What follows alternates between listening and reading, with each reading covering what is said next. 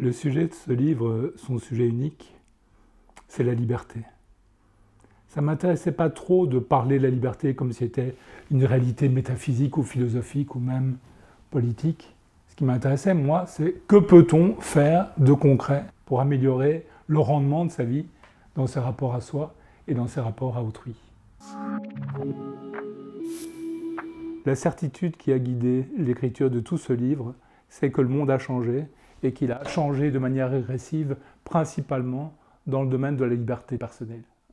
Plus on nous dit « vous êtes libre, le monde n'a jamais été aussi libre », plus on expérimente dans sa vie, dans ses émotions, dans ses rapports à autrui, dans sa capacité de bonheur, que cet espace-là, l'espace de liberté personnelle, individuelle, se réduit. Et donc je me suis demandé comment faire le repérage général de la situation et surtout, ce qui est plus intéressant, comment réorganiser son espace de liberté.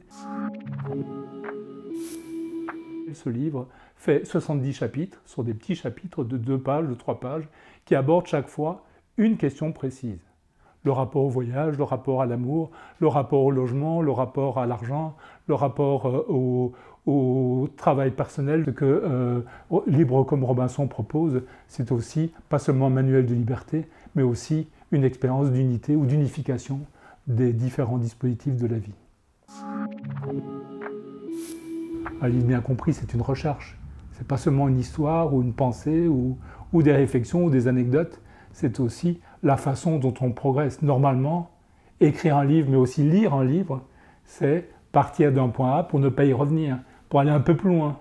Qu'est-ce qu'on peut faire pour sa liberté, pour ne pas être enchaîné par la machine du monde?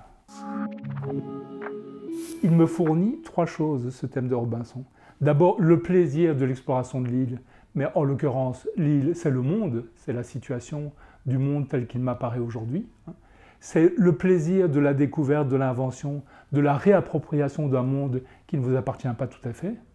C'est ce qu'on pourrait appeler l'organisation de sa vie privée. Et puis, c'est une réflexion sur l'espace et le temps. C'est peu à peu, par une série de petites touches, ou comme un puzzle dont on met les pièces ensemble, que je reconstitue, sous une forme circulaire, car c'est une île, je reconstitue l'expérience complète. Une vie, c'est organiser sa liberté et unifier les moments importants pour qu'à la fin, peut-être, il n'y ait plus que des moments importants.